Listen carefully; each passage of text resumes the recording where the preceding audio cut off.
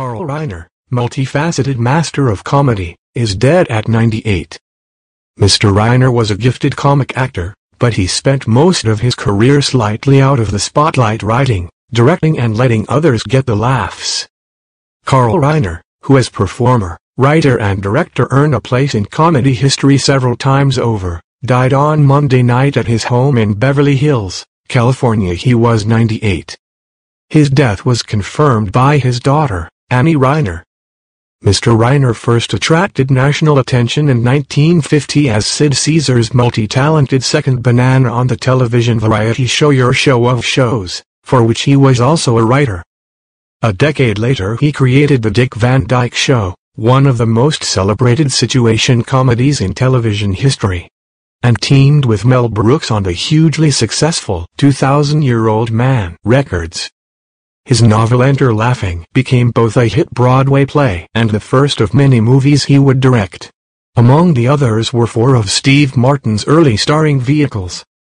He won praise as an actor as well, with memorable roles in films like The Russians Are Coming, The Russians Are Coming, and, more recently, Ocean's 11 and its sequels. But he spent most of his career just slightly out of the spotlight, letting others get the laughs.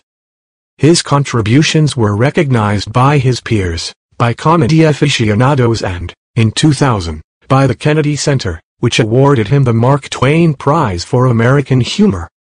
He was the third recipient, after Richard Pryor and Jonathan Winters. In his performances with Mr. Brooks and before that with Mr. Caesar, Mr. Reiner specialized in portraying the voice of sanity, a calm presence in a chaotic universe. But despite his claim to the contrary, he was never just the straight man.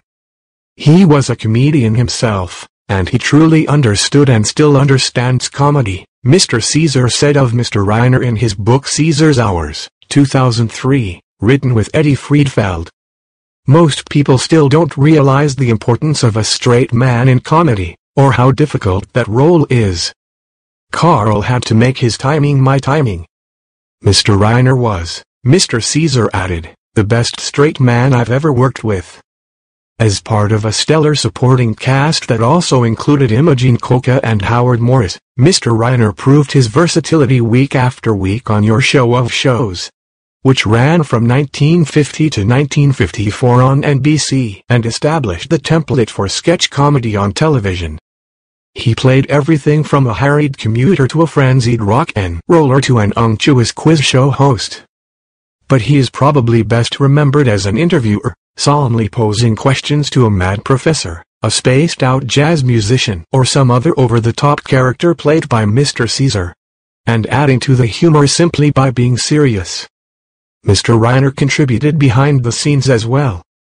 He took part in the frenzied writing sessions that shaped the show, bouncing jokes off the walls of the writer's room with the likes of Mr. Brooks and Neil Simon. I became a writer because of that room, he recalled.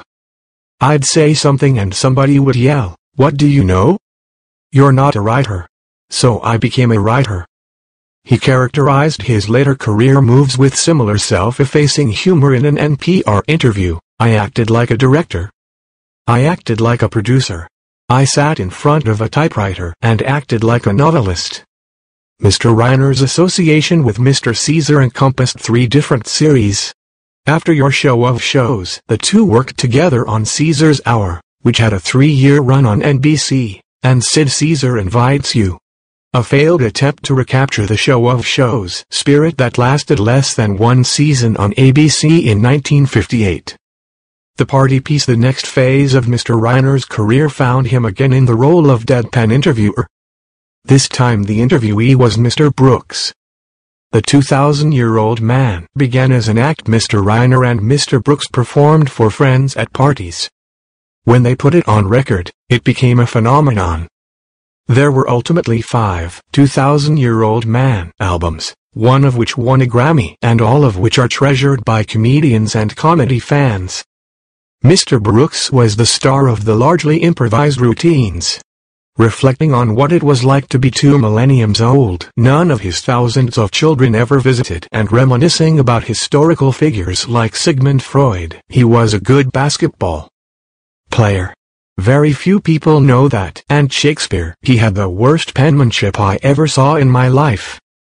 But it was Mr. Reiner who came up with the questions that lit Mr. Brooks's comedic fuse. Indeed, it was Mr. Reiner who spontaneously started the ball rolling one day during a quiet moment in the Caesar writer's room. I turned to Mel and I said, "Here's a man who was actually seen at the crucifixion 2,000 years ago," he told the New York Times in 2009, and his first words were, "Oh, boy." I always knew if I threw a question to Mel he could come up with something, Mr. Reiner said.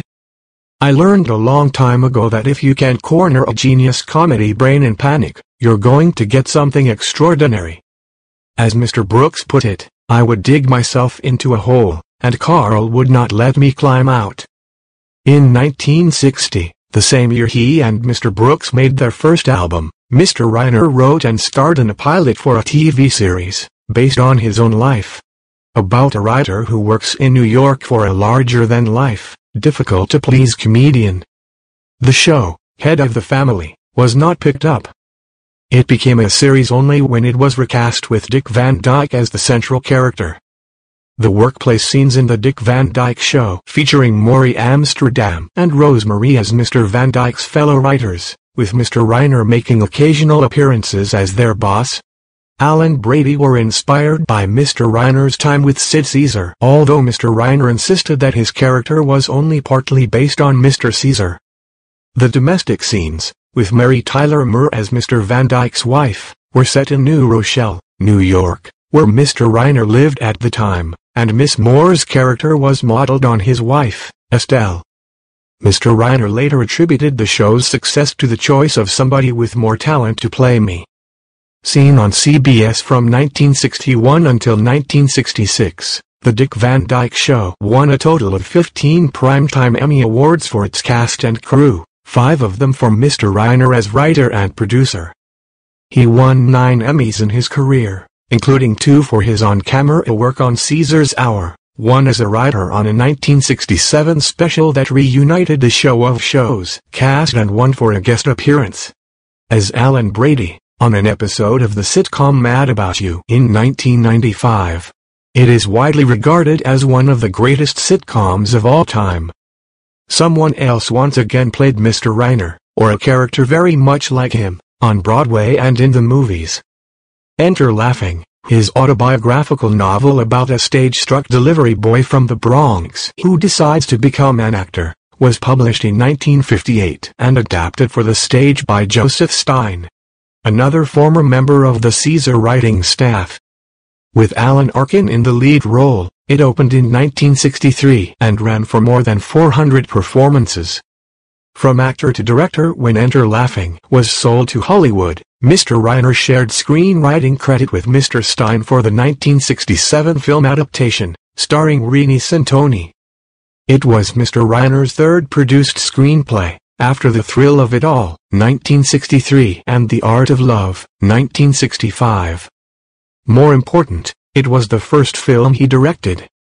That same year he made his Broadway debut as a writer and director with Something Different, the story of a playwright suffering from writer's block.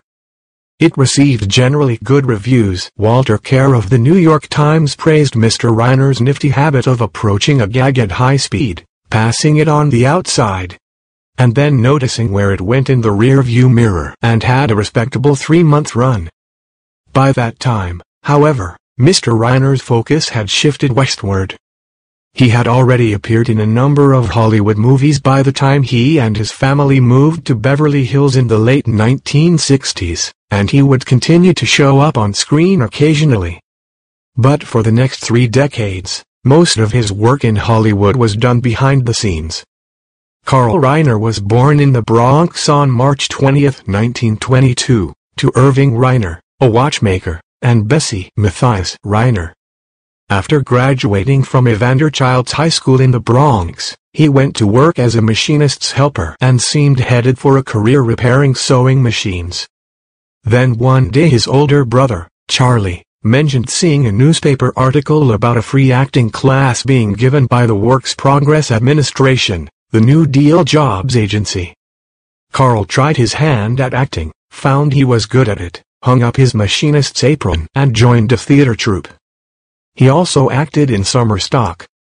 During World War II, Mr. Reiner served in an Army entertainment unit that toured American bases in the South Pacific. After his discharge he joined the road company of the musical revue Call Me Mr. as the comic lead, and within a year he was in the Broadway production.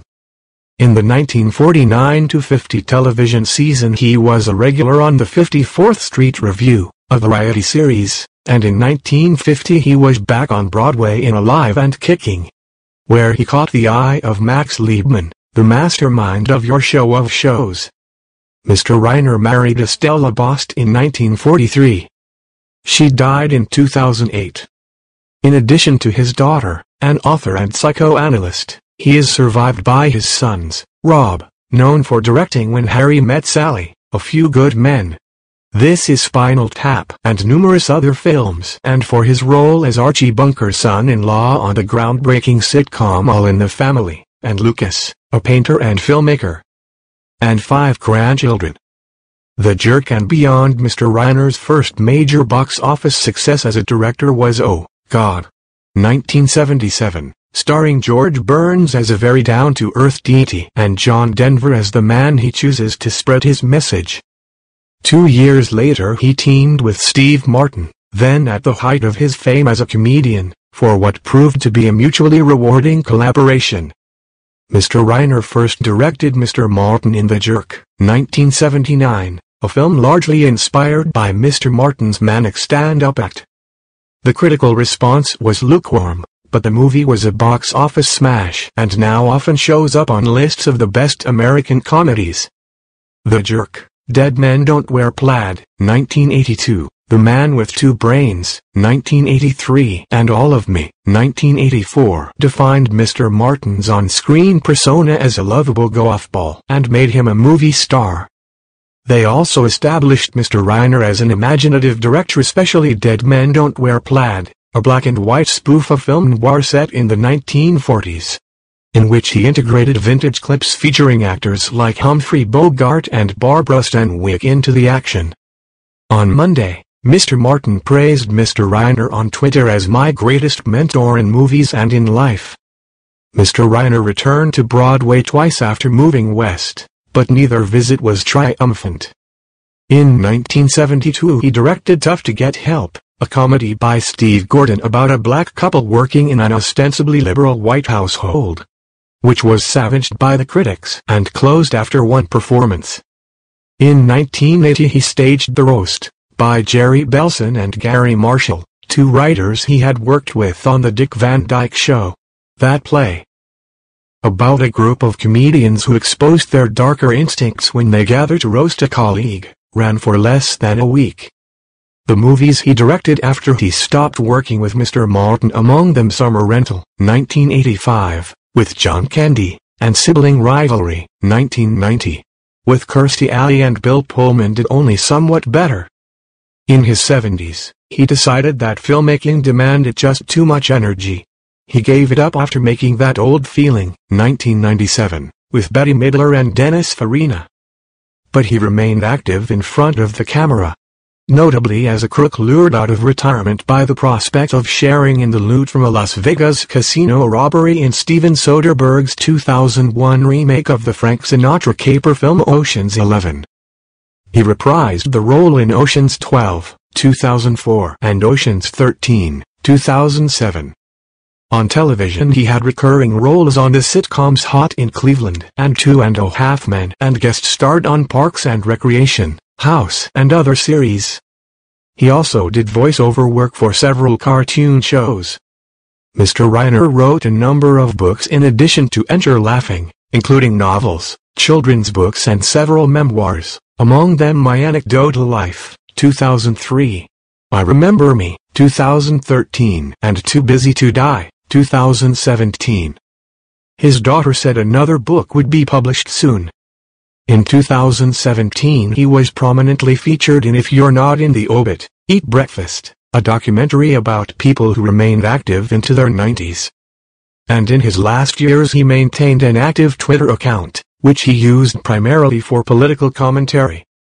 A photo showing Mr. Reiner, Mr. Brooks and Annie Reiner wearing Black Lives Matter t-shirts, taken on Mr. Brooks's birthday, was posted on Twitter this week.